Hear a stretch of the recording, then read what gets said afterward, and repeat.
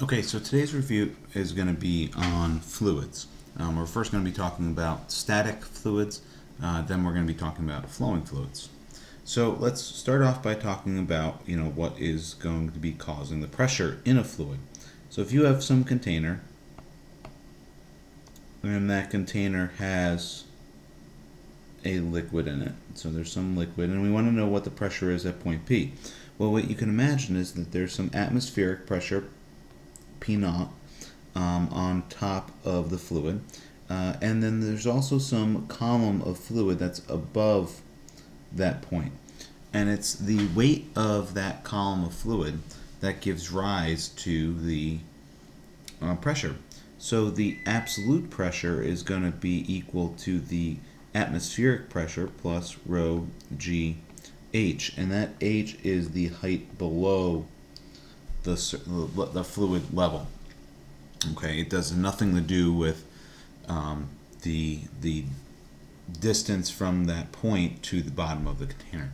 And also notice, if you look at this term, that it has there's no shape of container into this.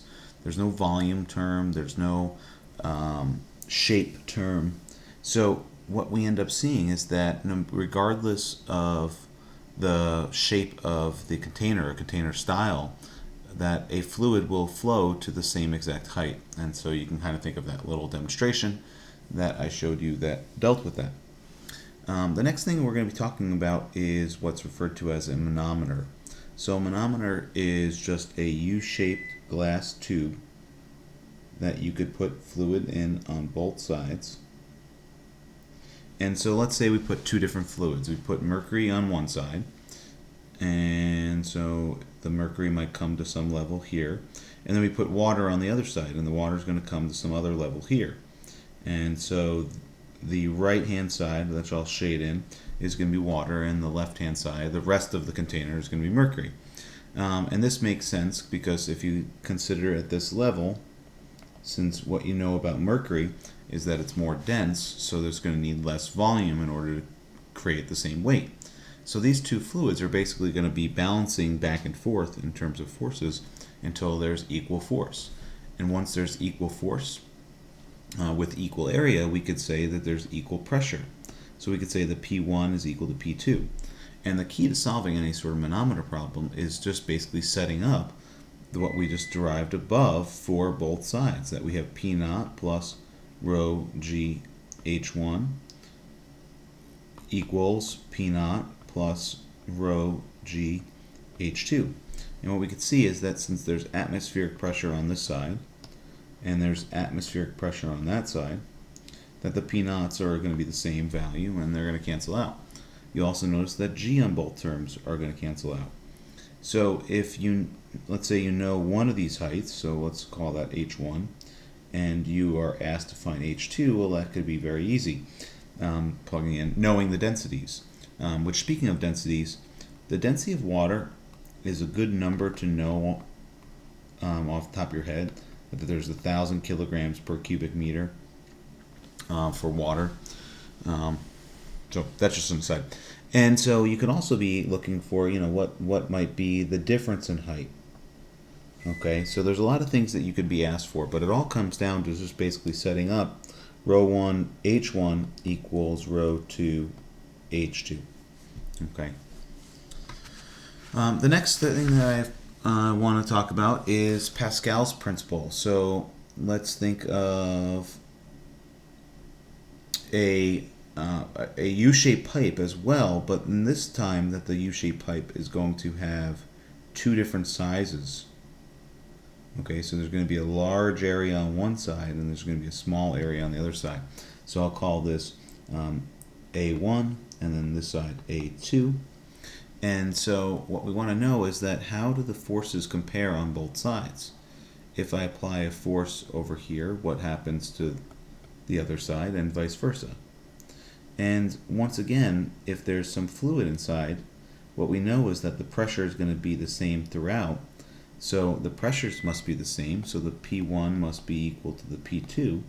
And so since pressure is force over area, F1A1 has got to be equal to F2 A2. And so this actually has some really interesting consequences, that since A1 has a smaller area than A2, if you apply a small force, since the ratio of these two values have to be the same, and the other side has a big area, well, it's going to have a big force applied. So if, let's say, I am trying to lift up my car, and I can lift up with 100 pounds, well, if the area is 10 times on one side than the other, then the area that is 10 times larger will apply a 10 times larger force. And so that 100 pounds will have a mechanical advantage of 10, so now I can lift up 1,000 pounds. And that's the whole principle of any sort of hydraulic system. You apply a small force on one side, and that force gets multiplied. Now, since we know that energy must be conserved, so the work done on the left-hand side, so W1 is got to be equal to W2. So we just talked about forces, so what's going to happen to the displacements? So F1 D1 equals F2 D2. So on the left-hand side, like you said, we're going to apply a small force. So since this whole side has to be the same as that whole side, and this on this side is going to have a big force, so this is going to have to be applied for a very large distance, and the distance that's going to move on the other side is going to be very small. Which is why when you have ever used a car lift before, you're moving it maybe a meter, the piston, and the car might move, a centimeter, let's say. All right, so the next that I would like to talk about is Archimedes' principle. Okay, so Archimedes' principle basically states just one thing, is that the buoyant force, it states one thing, but it actually has a lot of applications. That the buoyant force is going to be equal to the weight of the fluid displaced.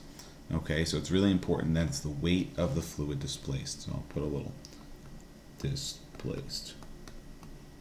And so that's going to be equal to m times g, that's the mass times the gravitational constant of what is displaced, but we could break up that mass term into the density of the fluid, okay, since we're talking about the mass of the fluid, times the volume of the fluid.